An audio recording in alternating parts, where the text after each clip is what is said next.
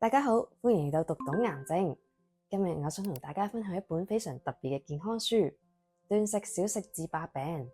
呢本書嘅作者係日本東京大學名譽教授森下啟一博士，佢專門研究自然嘅醫學同埋飲食嘅療法。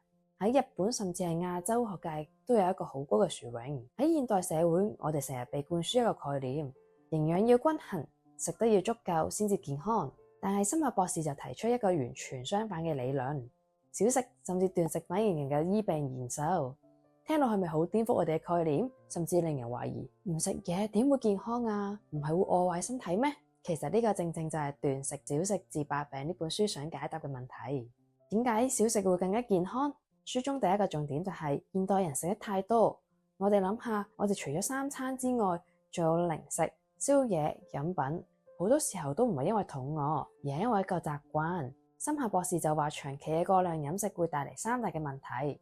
第一，腸道過勞，長時間不斷運作，好似機器咁冇休息，最終會出現故障。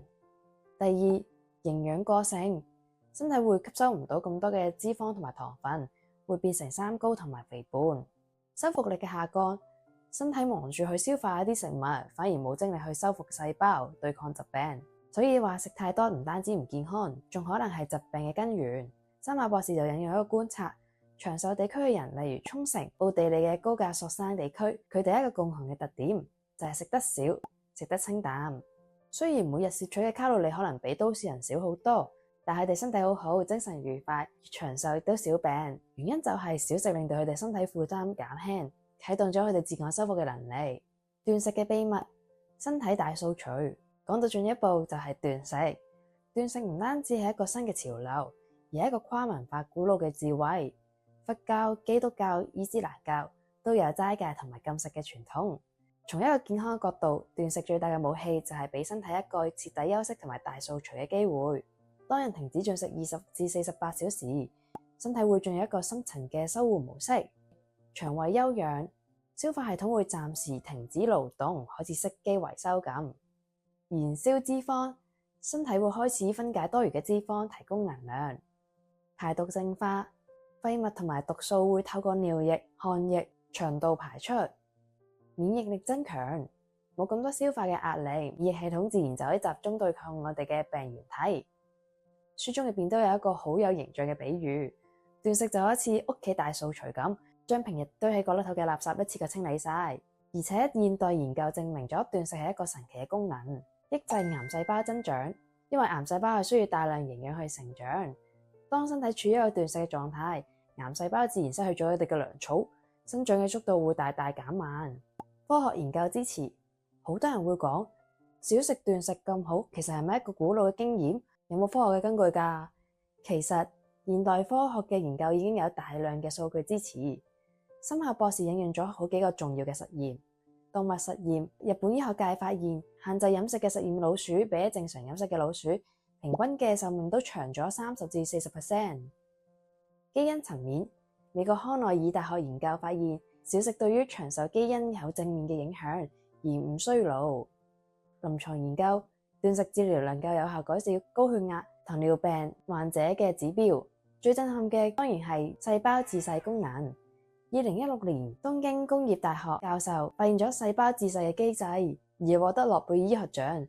所謂嘅自噬就係細胞自動分解老化同埋受損嘅部分，回收再利用去保持我哋嘅健康。而觸發自噬最好嘅方法就係斷食。換句話講，即係斷食嘅時候，身體就會進行一個細胞保養嘅工程。斷食同精神層面，書中仲有一個好容易俾人忽略嘅重點，就係少食對於精神層面嘅影響。作者指出，當人進入一個少食或者斷食嘅狀態，腦部會更加清晰，專注力同埋思考力會提升，因為腦袋唔需要分配額外嘅能量去幫助消化，反而更加可以集中思考同埋感知。好多宗教、哲學家、藝術家都曾經用過斷食嚟幫自己清心寡慾，甚至獲得新嘅靈感。例如佛教嘅坐禪、基督教嘅齋戒月，都唔單止係宗教一個儀式，而係令身心都分辨一個澄明嘅方法。作者仲話，現代人好多嘅焦慮、抑鬱，部分原因都係因為飲食過度，而令神經系統嘅負擔太大。而斷食就可以幫助我哋平衡神經，令情緒穩定。所以斷食唔單止係一個身體嘅大掃除，仲係一個心靈嘅淨化。點樣開始少食同斷食？講到呢度，大家係咪已經覺得好心動呢？同時亦都擔心，咁我哋係咪要即刻完全唔食嘢啊？答案當然係唔需要。森下博士喺書中提出咗一個循序漸進嘅建議，由淺入深，慢慢嚟，從少食開始。最簡單嘅方法就係七分飽，每餐都唔好食得太飽，留翻少少嘅餓意，反而對腸胃最好。日本有句俗語話：七分飽，醫生走，就係咁解啦。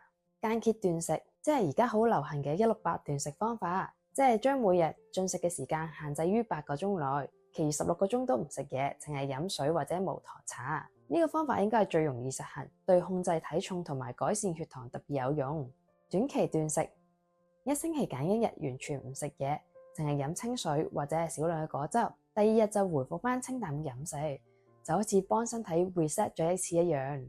長期斷食，如果需要3至7日以上嘅斷食，就一定要諮詢醫生嘅意見，唔可以亂咁嚟，因為長時間缺乏咗食物，會牽涉到電解質嘅平衡同埋能量嘅補充，唔適合所有人。書中特別強調，斷食係要因人而異，孕婦、兒童、體質虛弱或者長期病患者就唔適合隨便嘗試。作者觀察與真實案例，斷食少食治百病，唔單止係一本理論書，仲記錄咗好多真實嘅例子。例子1：慢性疲勞，有位上班族長年累月都覺得好攰，成日消化不良，經過一段時間嘅少食，每日淨係食2餐，體重減輕咗10幾公斤，成個人都精神咗，工作效率都提升咗好多。個案2：高血壓同埋關節炎，有個長期需要靠藥物去控制血壓同埋痛症嘅患者，試咗短期斷食之後，血壓明顯下降，關節炎症嘅症狀都減輕，藥量都可以慢慢減少。案例3：腸胃問題，有位患咗慢性胃炎嘅患者，試過好多方法都冇用，但係經過1星期嘅間歇斷食之後，胃痛同埋胃脹嘅問題都大大改善。森下博士結論：當身體得到一個真正嘅休息，往往比任何藥物都更加有用。少食同長壽嘅秘密，有一個好有趣嘅發現，就係世界上長壽嘅地區，大多人都唔係食得多，而係食得少。例如日本沖繩，老人家普遍遵守呢個8分飽嘅原則，長壽比例係世界嘅第一。高加索地區，人大多數以全穀物同埋蔬菜為主食，份量唔多，但係平均壽命超過90歲。加州羅馬林達鎮，當地有一群堅守安息日嘅基督信徒，堅持食得少，食得清淡，壽命比美國平均長達10年以上。呢啲例子同埋森下博士嘅一啲理論互相引證，食得少的確係延長壽命之道。不過講到實際操作，可能最大嘅挑戰唔係身體，而係心理。現代人太容易得到食物，唔少人食嘢都唔係因為肚餓，而係因為口痕、壓力大、無聊。所以少食斷食就係一個同自己心靈對話嘅一個過程。書中有句說話講，能夠控制自己飲食嘅人都可以控制自己人生。呢句說話令我印象好深刻，因為少食斷食唔單止係一個養生，更加一個自律嘅鍛煉。少食斷食4大價值，總括全本書嘅重點，我哋可以用4句說話嚟總結：少食減輕負擔，令腸胃休息，身體更加輕盈；斷食大掃除，排毒淨化，細胞再生；長壽靠節制，長壽嘅地區嘅人基本上都係堅持清淡嘅飲食習慣。養生更養性，少食斷食唔單止健康，仲可以提高我哋意志力。今日我同大家分享嘅重點係嚟自於《斷食少食治百病》呢本書，作者係日本嘅森下啟一博士，佢俾咗我哋一個全新嘅概念：健康唔係食得多，而係食得啱同食得少。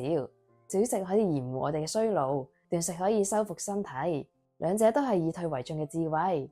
當然，少食斷食唔係叫大家完全唔食嘢，而係學識節制，俾身體一個喘息同埋清理嘅機會。如果大家覺得今日嘅分享對你有幫助嘅話，記得訂閱我哋讀懂癌症，分享俾身邊嘅朋友，可能大家就會開始一個更加健康嘅新習慣。多謝大家嘅收睇，我哋下次再見。